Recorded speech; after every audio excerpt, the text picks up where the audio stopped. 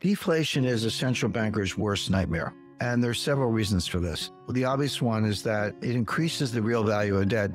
Deflation's funny. If you have cash, people hate cash because there's no yield. In deflation, cash can be your best performing asset because even though the nominal return is quite low, the real return can be quite high.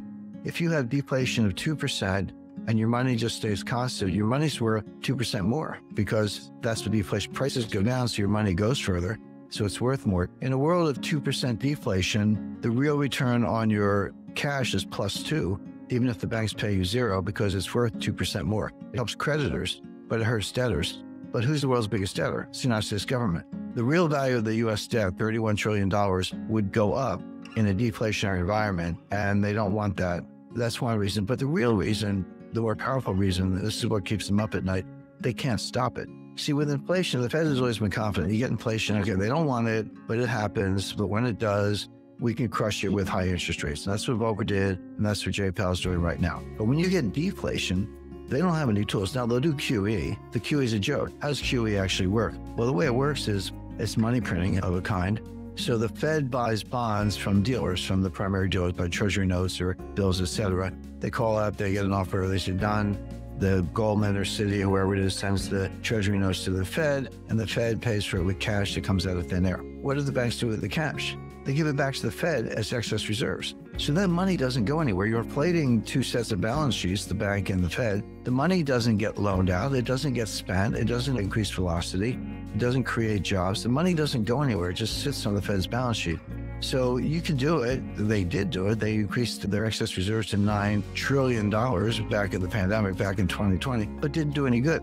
The other thing they can do is take interest rates to 0, and they will. This is the famous pivot. Wall Street correctly anticipates the pivot in the ways that the Fed does not, but where Wall Street gets it wrong is they think the pivot's a good thing in the sense of, oh, the Fed's going to over-tighten and inflation's going to come down, and they're going to realize it and pivot to interest rate cuts, and so that's a soft landing and buy tech stocks. That's kind of how Wall Street thinks about it, very kind of one, not even two-dimensional. The reality is the Fed is blundering. They are raising rates. Inflation is going to come down. They are going to have to cut rates. They'll be the last to know, but they'll be cutting rates for a very bad reason, which is we'll be in a severe recession. Stocks will be down 30%. So the idea that you're going to have a Goldilocks ending or soft landing is not true. The Fed will pivot, but they'll pivot too late. The damage will be done, and the damage to the economy, as they say, it will be severe. Getting back to deflation, they can lower rates to 0, and they will, but then they're stuck. There's no evidence that negative interest rates are more easing, if you want to call it that. But everyday citizens in the United States, they look at that and they go, wait a second, why does the central bank have negative interest rates? They must be scared to death of deflation. And if they are, I'm going to save my money. I'm not going to spend it. Because first of all, the money will be more valuable, as I described. It also means there's a really bad economic outcome on the horizon,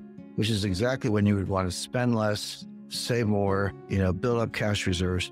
So the idea of lowering interest rates into negative territory is, hey, you better go out and spend it because, you're going to lose it if you keep it in the bank. But people do the opposite. They hoard it. It actually is worth more in real terms, as I described. So you get the opposite of what they think. But again, the economists lack common sense. So negative interest rates don't work. QE doesn't work. Nothing works.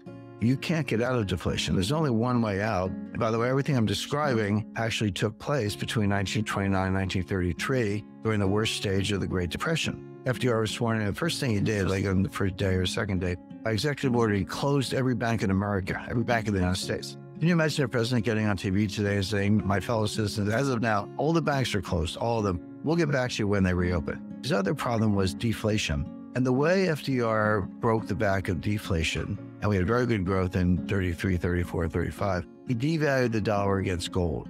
And he raised the price of gold 75% from $20 an ounce to $35 an ounce. And it wasn't to enrich holders of gold. In fact, he confiscated all the gold first and then devalued the dollar. So it was like an inside trade. He had all the gold to took the profits for the United States Treasury instead of U.S. citizens. That aside, he didn't do it to reward holders of gold. He did it to break the back of a deflationary psychology. What he wanted and what he got, if the price of gold went up, which it did, the price of corn, wheat, steel, energy, everything else went up.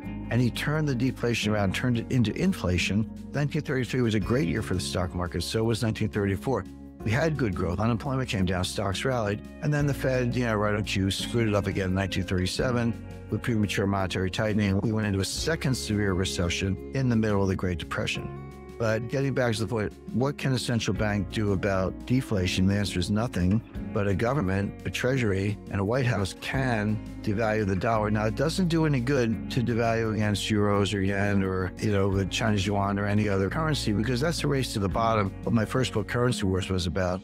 I devalue, then you devalue, then I devalue some more, and you devalue some more. We never get any further ahead. In fact, it's a negative sum game. But gold is different. Gold can't push back. If you devalue against gold, gold just sits there. They can't devalue. It's not a currency. There's no central bank of gold. So it's perfect for that. The problem today, of course, is that we're not on a gold standard. You can't break a peg that doesn't exist. So you don't even have the FDR toolkit from 1933. So deflation is one of the most serious economic problems you can have. It keeps the central bankers up at night because they know they can't do anything about it. And you can't even play the gold card because you don't have a gold standard, you don't have a gold peg. So it's a very, very serious problem. So touching on gold there for a minute, because I know you've been a big proponent of gold, you highlight that inflation, even at its average rate of around 3%, cuts a dollar in half in about 23 years. So if we start to see disinflation or deflation, and we just get down to like a 5 or 6% range, for a prolonged period perhaps, how does an investor best protect themselves, whether it's gold or maybe some other assets? Let's just take 6% inflation. That's pretty high. 6% inflation cuts the value of the dollar in half in 12 years, okay? 12 more years, it's half again. So from birth to the age of 36, which is just kind of your early mid-career, whatever, the value of your dollar has been cut by 84%. That's with 6% inflation. Of course, higher rates of inflation is even faster, but even 2% inflation cuts it in half in 35 years, half again in 35 years. Average lifetime to the age of 70, your dollar's purchasing power has been cut by 75%. That's with 2% inflation, not that high. Why central banks think that's the target rate, I have no idea. The way I've described it is, it's like a little kid who sees a lot of money in his mother's purse, and it's like $50. If I steal the $50, I'll get caught. If I take $2, nobody will notice. So I'll just take the 2.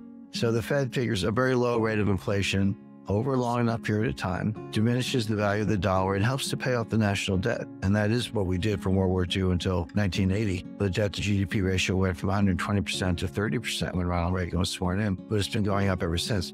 So that's why the Fed likes a little bit of inflation, but not enough to notice, I would put it that way. But the danger is in trying to get there, they go too far because they don't really know what they're doing. If they do in theory, but their models don't work, and they actually end up in this deflationary trap that we talked about. Now, where does gold come in? Gold holds its value. It doesn't mean I know a lot of people invest in gold. I talk about gold all the time, and they're like, they, particularly the Austrians, they're banging the table. We have to go back to a gold standard, get away from the fractional reserve bank, and let's have a gold standard. I said, well, be careful what you wish for, because if you have a gold standard, you're not going to make any money. Gold will be pegged, that'll be that. You might as well, go to sleep. It's only in a world without a gold standard, where you have blundering central bankers, that the price of gold goes up a lot, and it preserves wealth. Gold's been going sideways for a few years at an interim peak of $2,039 an ounce in March 2021. So a little over a year ago, about a year and a half. But in 1999, it was $200 an ounce. And today, if it's $1,800, okay, it's not 2,000, but $1,800, that's still 9 times your money in about 23 years. So it does its job, but certainly in inflation, we talk about inflation, deflation, and the tug of war. We have inflation for the short run. We're going to have disinflation, borderline deflation early in 2023, because we're going to have a very severe recession. But if the Fed decides to print money to get out of the recession, then the inflation may come roaring back again. So it's like a pendulum, but gold will serve you very well through those cycles.